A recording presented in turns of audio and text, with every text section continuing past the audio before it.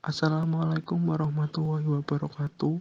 Kami dari kelompok 6 akan menyampaikan PowerPoint kewirausahaan tentang kelebihan diri dan pengembangannya. Kelompok 6 terdiri dari Bagus Rosadi, NIM 020, M. Afnanandif, NIM 102, Siti Endita, NIM 105, dan Labibah Fadila, NIM 146. Rumusan masalah dari kelebihan diri dan pengembangannya yaitu 1. Apa pengertian faktor X atau kelebihan diri? 2. Bagaimana mengenali dan menumbuhkan faktor X? 3. Bagaimana karakteristik faktor X bagi laki-laki dan perempuan? Baik, di sini saya Labibah Fadila Diana akan membahas bagian pertama tentang pengertian pengembangan diri dalam kewirausahaan. Sebelumnya, apa sih itu pengembangan diri? Pengembangan diri adalah potensi pembentukan dan perwujudan bagi kebiasaan yang jelek menjadi kebiasaan yang lebih baik. Sedangkan dalam kewirausahaan adalah sebuah perjalanan setelah tertanamnya kultur kewirausahaan. Perjalanan kewirausahaan ini itu akan terus terjadi akan adanya kesadaran tentang pentingnya kewirausahaan dan terbentuknya embrio kewirausahaan secara sadar berani melakukan uji-uji atau mencoba-coba nih usaha bisnis sesuai dengan minat, bakat, dan potensi yang dimiliki. Kemudian, ada bentuk-bentuk pengembangan diri dalam berwirausaha. Yang pertama, rutin. Kenapa rutin? Jadi nih, contohnya saya punya usaha paket. Usaha paket itu dituntut setiap harinya untuk melakukan pengiriman barang. Apabila tidak dilakukan secara rutin, maka kegiatan pengiriman barang tidak terlaksana dengan baik dan akan terjadi penumpukan barang. Hal ini akan membuat klien atau customernya menjadi marah atau bisa jadi juga jadi jengkel seperti itu. Yang kedua, dilakukan secara spontan. Hal ini itu tidak terjadi pada kegiatan harian atau biasanya dilakukan atas adanya kesadaran diri atau refleks. Kemudian ketiga adalah keteladanan dan yang keempat, membantu memandirikan diri dengan berkembangnya potensi bakat, minat, serta keunikan diri sebagai kebahagiaan hidupnya. Memandirikan diri dengan berkembangnya potensi bakat, minat, serta keunikan diri sebagai kebahagiaan hidupnya. Selanjutnya ada pola yang dikembangkan oleh Kementerian Perekonomian dalam tahapan pengembangan kewirausahaan. Yang pertama adalah fase pembibitan wirausaha. Dalam hal ini, para calon wirausahawan akan ditanami nilai profesionalisme dan pola pikir atau mindset sebagai wirausahawan. Jadi, ketika kita sudah ingin menjadi calon wirausaha, kita tuh akan dikasih pemikiran bagaimana ya usaha kita itu bisa maju.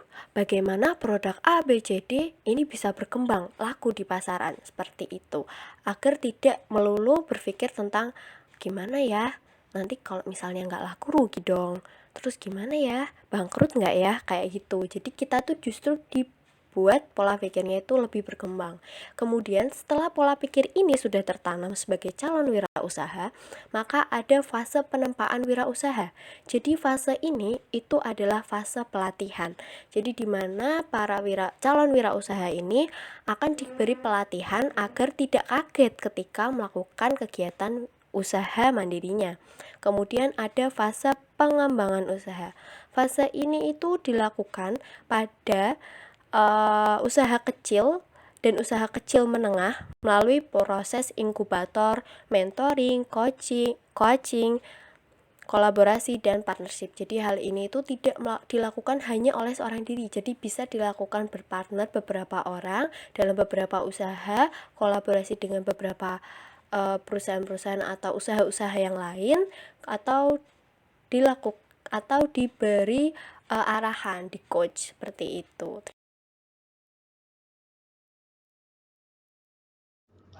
Ya, selanjutnya yaitu mengenali dan menumbuhkan faktor diri atau konsep diri, yaitu dianggap sebagai komponen kognitif atau pengetahuan diri Teori sosial secara keseluruhan yang memberikan penjelasan tentang bagaimana seseorang mengenali atau memahami perilaku, emosi, dan motivasinya sendiri. Maka pengenalan adalah kesadaran dan pemahaman terhadap dirinya sendiri yang meliputi siapa aku, apa kemampuanku, apa kekuranganku, apa kelebihanku, apa peranku, dan apa keinginanku.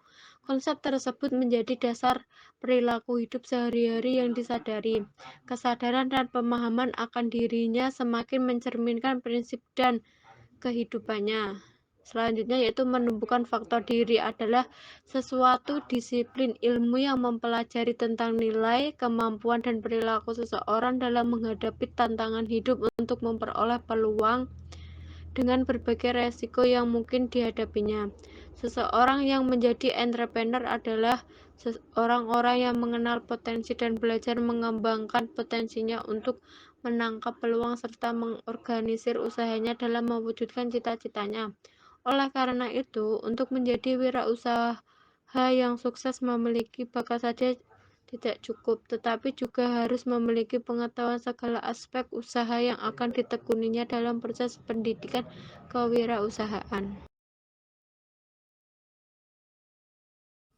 Ya, selanjutnya yaitu fungsi mengenal diri, kegiatan mediatif dan spiritual yang dilakukan dalam rangka melakukan pengenalan terhadap diri memiliki banyak fungsi, yaitu ada 5. Yang pertama, membuka gerbang kesadaran manusia mengenai siapa dirinya.